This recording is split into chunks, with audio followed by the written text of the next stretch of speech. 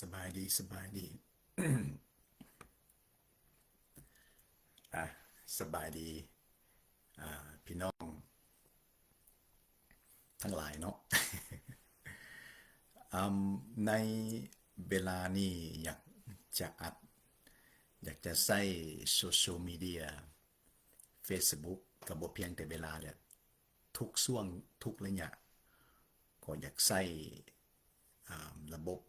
เทคโนโลยีนี่ให้มันเป็นคุณประโยชน์เนาะและในคำคืนนี้ที่จะเว้านี่ก็จะไปอีกในรูปแบบหนึ่งของการอัดวิดีโอฉะนั้น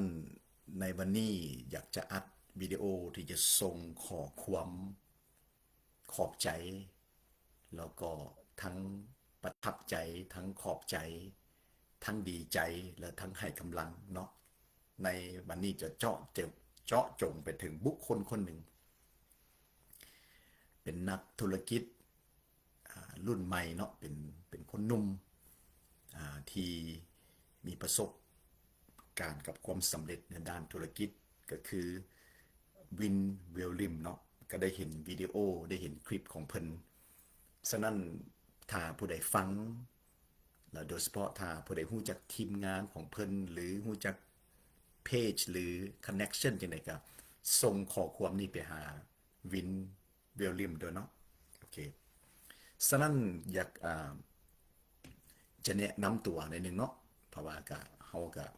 อาจจะบ่ได้ฮู้จักกันแต่ว่าถ้าผู้ใดเห็นแล้วก็ส่งข้อความไปหาเพิ่นด้วยเนาะส่วนตัวก็ซื้อสันติเนาะนามสกุลธรรมวงศาบาดีศิริศักดิ์จังสั้นเมื่อได้เห็นวิดีโอของวินหรือว่าจะเอิ้นน้องก็ได้เนาะเพราะว่าตามฟังอายุก็เพียงแต่พอได้27ปีบ่ก็ที่จริงแล้วก็บ่เป็นน้องแล้วก็รุ่นลูกเพิ่นแหละ เนาะ78 ปีนะรุ่นราวๆนี่ก็ยังเป็นรุ่นลูกพุ่นละแต่มาถึงจะไหนก็แล้วแต่เนาะก็ให้ความนับถือแล้วก็ดีใจที่เห็นวินเนาะได้มีบทบาทได้มีภาคส่วนและโดยเฉพาะเป็นอย่างจึงอยากมาเว้าในตรงนี้เพราะว่าเมื่อเขาเห็นในสิ่งที่ดีสิ่งที่มันเป็นคุณประโยชน์ที่สร้างคุณประโยชน์ที่นำสิ่งที่มันเป็นทั้งบวกนะเป็นการเขาแทรกมาเป็นการซอยเหลือคนในบนโลกนี่หรือว่าในการที่แบ่งปันพระพรแบ่งปันสิ่งที่ดีให้แก่ให้มวลมนุษย์ในบนโลกนี่บ่ว่าจะเป็นในด้านกายภาพด้านทางกายด้านวัตถุสิ่งของด้านกำลังใจด้านจิตใจในด้านวิญญาณเฮานะที่เป็นมนุษย์ร่วมโลกด้วยกันก็อยาก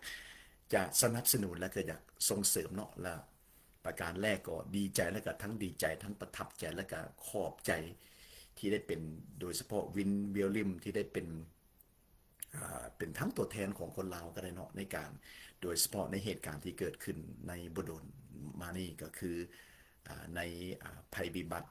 ในเรื่องการน้ำท่วมอยู่ที่ทางหาดใหญ่ทางประเทศไทยเนาะวินวินวิลเลียมก็ได้มีโอกาสได้ซอยสนับสนุนอุปถัมภ์ในหลายๆด้านเนาะบ่ว่าทุ่มเทในด้านการเงินเป็นตั้งเท่าใด2 ล้านบอกเท่าใดเนาะหรือว่าหลายคนก็บ่ฮู้เนาะแต่ว่าได้ยินได้ฟังวิดีโอที่ได้ที่ตามโซเชียลมีเดียนี่แหละก็ก็ประทับใจเด้อได้ประทับใจฉะนั้นในสิ่งที่เจ้าได้ทำนั่นน่ะเป็นคุณประโยชน์เป็นสิ่งที่ดีหลายต่อสังคมต่อมวลมนุษย์เนาะและประทับใจในจิตใจอันกว้างขวางของเจ้าเนาะจิตใจที่เสียสละทั้งที่ว่าแมนเนาะก็ไล่เสื้อซาดก็จะบ่ถึงกันแต่ว่าก็ย้อนในเหตุการณ์แบบนี้ก็เป็นสิ่งที่ประทับใจที่เจ้าได้ยื่นมือเข้าไปซอยพี่น้องทางหาดใหญ่เนาะทางประเทศไทยแล้วก็บ่เพียงแต่วินแล้วก็มีนักธุรกิจแล้วก็มีพี่น้องคนลาวหลายคนเนาะหลายจากองค์การแล้วก็ได้ซอยกันได้อุปถัมภ์ซอยได้หลายจุดเนาะบ่ว่าในด้านของฝ่ายกายภาพเนาะแล้วก็ในด้านของจิตใจให้สู้กำลังใจสู้ใจกัน อันนี้เป็นสิ่งที่ประเสริฐและเป็นสิ่งที่ดีหลายเนาะในสิ่งที่โดยเฉพาะว่าถึงวินเดอร์ในการเสียสละทุ่มเทในด้านปัจจัยซอยพี่น้องกำลังพี่น้องสาวไทยที่กำลังประเสริญกับภัยพิบัติน้ำท่วมเนาะฉะนั้นในสิ่งที่เจ้าเฮ็ดนี่แบบยกนิ้วโป้ให้เลย เป็นสิ่งที่เบิ่งเห็นแล้วประทับใจเนาะในฐานะที่เป็นคนลาวด้วยกันก็บ่แม่นหลายคนที่จะมีความสามารถหรือมีจิตใจที่จะทุ่มเทและสามารถทำได้เหมือนเจ้าฉะนั้นพี่น้องเป็นคนลาวที่ฟังนะเพราะว่ากับบ่ฮู้เพจของเพิ่นเนาะว่าถ้าเป็นไปได้ส่งวิดีโอตัวนี้ไปให้บินได้ฟังเลยเนาะว่าดีใจและก็ประทับใจในสิ่งที่เจ้าได้ซอยเหลือทั้งพี่น้องคนลาวทั้งพี่น้องคนไทยหลายจุดเนาะเพราะว่าก็ได้เห็นวิดีโอของเจ้าในการที่แจกยายซอยเหลือคนทุกข์ยากขาดเขินทั้งลาวทั้งไทยเลยเนาะแล้วก็บ่แม่นคันว่าละมันน้อยคนที่จะมีจิตใจที่กว้างขวางที่จิตใจที่เสียสละที่ประเสริฐได้ทำในรูปแบบนี้ฉะนั้นในฐานะที่เป็นคนลาวด้วยกันถึงว่าอาจจะบ่ฮู้แต่ว่าก็ดีใจนะแล้วก็ประทับใจในสิ่งที่เจ้าได้ทำที่ผ่านมาแล้วก็ส่งเสริมแล้วก็สุกยู่ให้เป็นกำลังใจให้ทำต่อๆไปได้สิ่งที่ดีแบบนี้คนเฮาน่ะเขาต้องการเนาะคนที่มีจิตใจกว้างขวางและโดยเฉพาะในคนอันนี้โดยเฉพาะว่าทั่วไปสำหรับคนทั้งหลายที่ไผก็แล้วแต่ที่ประสบการณ์กับความสำเร็จในด้านธุรกิจในด้านใดก็แล้วแต่เนาะแล้วก็ให้ใส่สิ่งที่เขาได้พบกับความสำเร็จนะบ่ว่าจะเป็นด้านธุรกิจด้านการเงินด้านอันใดที่เขาได้รับสิ่งดีๆนะให้เขาได้แจกจ่ายไปแล้วซอยออกไปกับมวลมนุษย์ที่ขาดเขินหรือกำลังทุกข์ยากจนได้หลายด้านคือโดยเฉพาะคือวินที่เราได้เฮ็ดเราได้กระทำในช่วงที่ไปซอยพี่น้องทางประเทศไทยเนาะทางหาดใหญ่หลายจุดอันนี้เป็นสิ่งที่เบาแล้วเบาอีกนะภาคภูมิใจเด้อฉะนั้นบางครั้งก็มีบางคนเนาะแบบยังมีท่าทีที่เป็นทั้งลบแบบอาจจะเขียนอาจจะเว้าในโจมตีแต่ว่าคนเฮานี่ส่วนหลายเนาะแทนที่ว่าเมื่อผู้ใดผู้หนึ่งทำดีนะเขาควรใจกำลังใจกันแล้วควรจะซอยเหลือกันเนาะเห็นพี่น้องเขียนมาว่าประมาณบาง300 บาท3 ล้านบาทประมาณ300 บาทเนาะก็ขอบใจแล้วก็ฉะนั้นให้พี่น้องคนลาวที่ฟังเนี่ยแชร์ไปให้วินฟังเนี่ยเนาะประทับใจถ้าเป็นไปได้เนาะถ้าวันหนึ่งได้มีโอกาสได้พบพ่อกันทั้งลาวทั้งไทยทั้งยุโรปก็เป็นสิ่งที่ดีถ้าเป็นไปได้ถ้าวันหนึ่ง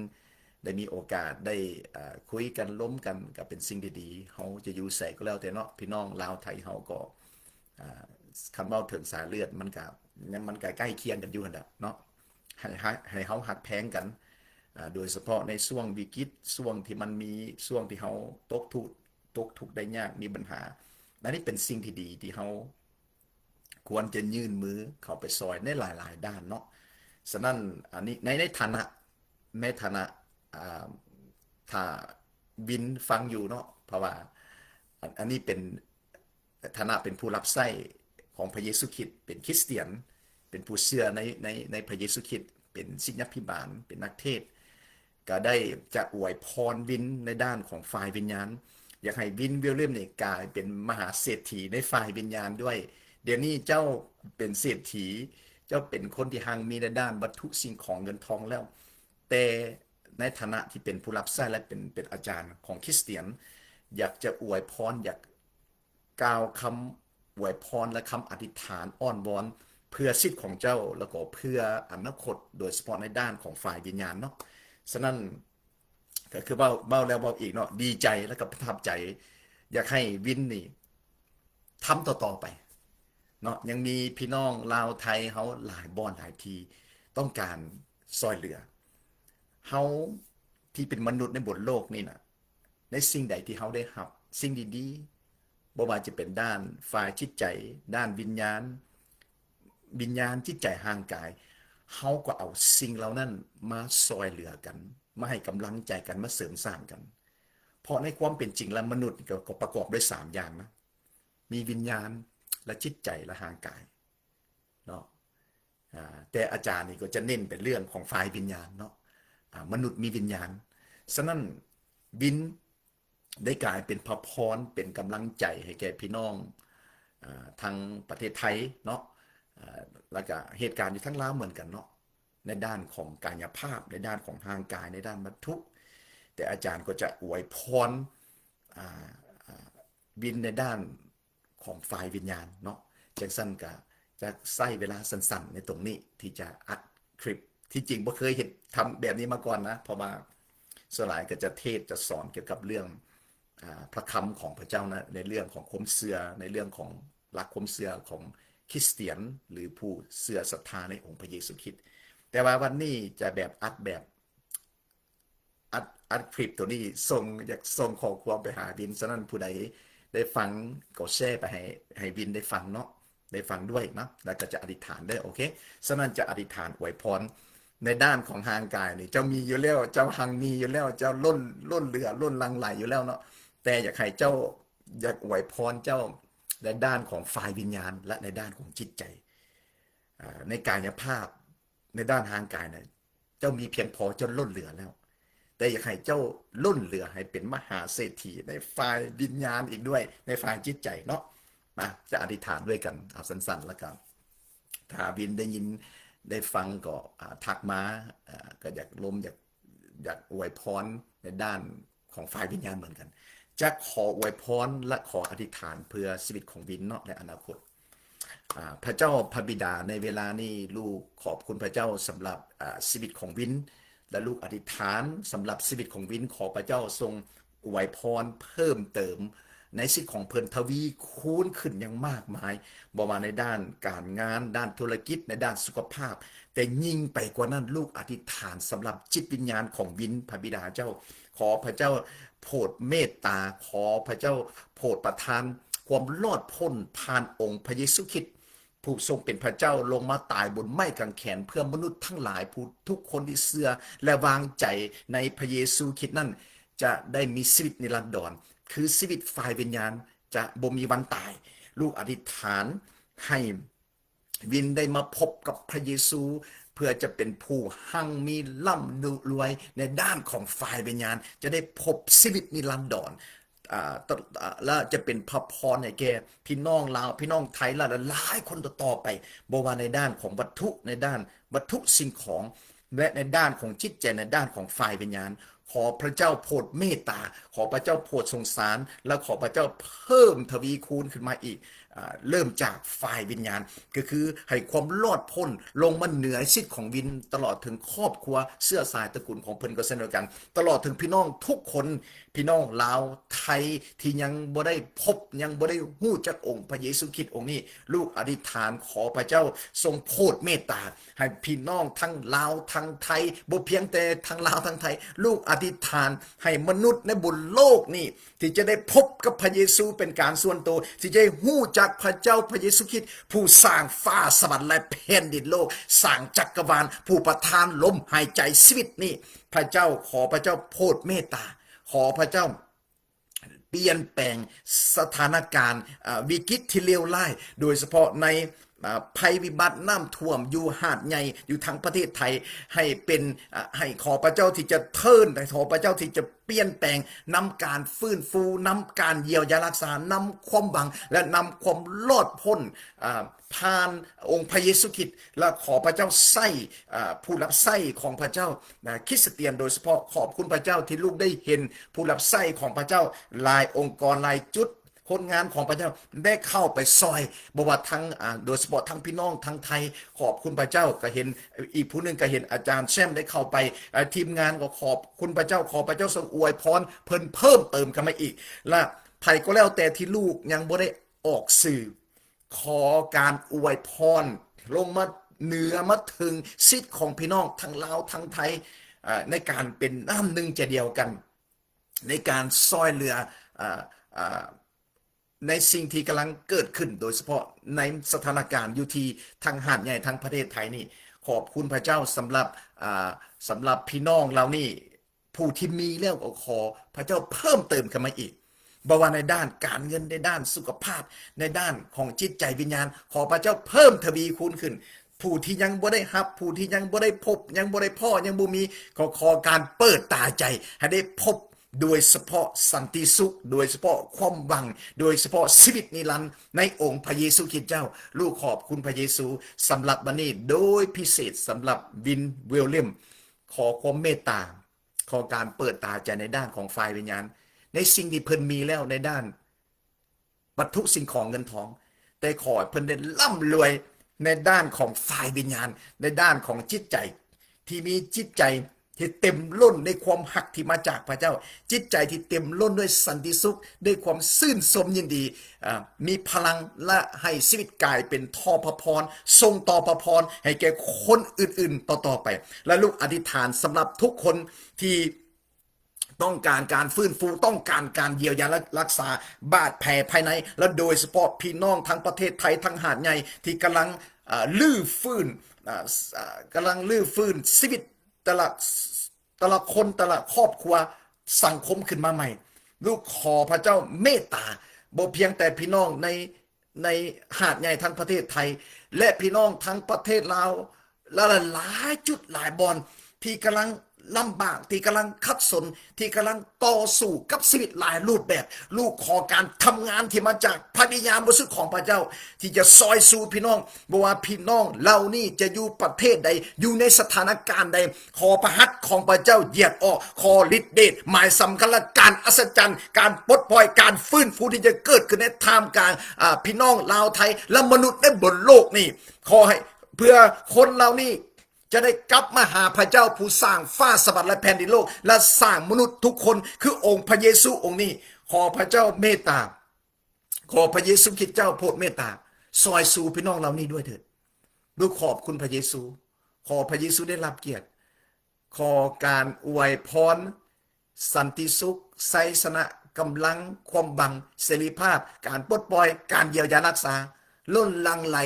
มาถึงทุกคน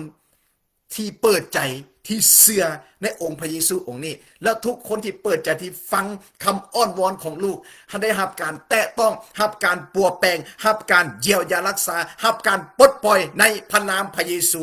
ขอบคุณพระเยซูเพราะพระองค์ทรงเป็นพระเจ้าพระเยซูเว้าอย่างชัดเจนอยู่ในยอห์นอยู่ในโยฮันบทที่14ข้อ6ว่าเฮานี่แหละพระเยซูว่าเฮานี่แหละเป็นทางนั้นเป็นความจริงและเป็นชีวิตขอบคุณพระเยซูที่พระองค์เป็นเส้นทางที่จะนำมนุษย์ในบนโลกนี้ไปถึงชีวิตนิรันดรในแผ่นดินสวรรค์ของพระเจ้าและพระองค์เป็นเส้นทางเดียวเป็นความจริงและเป็นชีวิตและคำตอบที่มนุษย์กำลังแสวงหาที่กำลังซอกหาอยู่ที่พระเยซูคริสต์เจ้าขอมนุษย์ในบนโลกนี้ได้พบคำตอบในองค์พระเยซูคริสต์เจ้าเพื่อชีวิตของมนุษย์จะมีความหวังและมีพลังขอบคุณพระเยซูที่พระองค์ทรงเป็นพระเจ้าเป็นชีวิตเป็นคำตอบเป็นเส้นทางเดียวที่จะเติมเต็มความว่างเปล่าในห่างกายในชีวิตของมนุษย์บุเพียงแต่มีอยู่มีกินในด้านห่างกายภายนอกแต่ภายในให้ได้พบให้ได้อิ่มให้ได้เต็มขอบคุณพระเยซูเหมือนพระองค์ได้แต่ต้องที่เหมือนพระองค์ได้ทำเติมเต็มในหัวใจในวิญญาณของลูกขอบคุณพระเยซูขอบคุณพระเยซูฉะนั้นในวันนี้ในค่ำคืนนี้ในเวลานี้ขอพระเจ้าพระเยซูคริสต์ผู้ทรงเป็นพระเจ้าที่ทรงประสนอยู่โปรดอวยพรโปรดสำแดงทรงโปรดเปิดตาใจวิญญาณให้มนุษย์ทั้งหลายได้เข้ามาพึงในห่มพระคุณของพระองค์ได้พึงในพระองค์ในพระเยซูคริสต์เจ้านั้นยังมีความหวังอยู่เสมอฉะนั้นพี่น้องลาวไทยพี่น้องจะอยู่ในจุดในสภาพใดก็แล้วแต่อย่าสิ้นหวังอย่าสิ้นหวังแต่ยังมีความหวังและยังมีอนาคตในพระเยซูคริสต์ฉะนั้นผู้ทำได้ดีแล้วก็ขอให้ทำต่อไปโดยเฉพาะวินเวลเลมมีจิตใจกว้างขวางเอื้อเฟื้อเพื่อแผ่ซอยเหลือคนทุกข์ยากจนขอพระเจ้าอวยพรบินให้ทวีคูณขึ้นให้มีหลายคนเขา เพื่อจะได้ซอยคนอีก ยังยังจะซอยพี่น้องคนลาวคนไทยเป็นล้านๆต่อๆไปขอบคุณพระเยซูเนาะเอาเอาสั้นๆในตรงนี้ฉะนั้นผู้ใดฟังก็แชร์ไปให้วินฟังแน่เอาฮักเด้อแล้วก็ดีใจถึงว่าเฮาอาจจะอยู่คนละบอนละทีเนาะย้อนความหักที่ได้หับจากพระเจ้าแล้วก็อยากทักทายอยากฮู้จักบุเพียงแต่วินแล้วก็ทุกคนเด้อทุกคนเนาะฉะนั้นกับผู้ใดก็แล้วแต่อยากลมอยากคุยอยากฮู้จักกันอยากอธิษฐานอยากสามัคคีทำกับเป็นกันเองง่ายๆสบายๆเนาะเอาขอพระเยซูได้รับเกียรติขอพระพรนานาประการเทลงมาอยู่เหนือสิทธิ์ของวินวิลเลียมและตลอดทุกคนที่เชื่อและไว้วางใจในพระเยซูคริสต์ในบนโลกแห่งนี้ขอพระเยซูได้รับเกียรติเพียงผู้เดียวเอาเท่านี้เด้อสันๆเด้อแล้วมื้อหน้าจะล้มกันใหม่มีอย่างกับพี่น้องสามารถทักทายเข้ามาได้เอาบายบายเอาเท่านี้เด้อโอเคพบกันใหม่บ๊ายบาย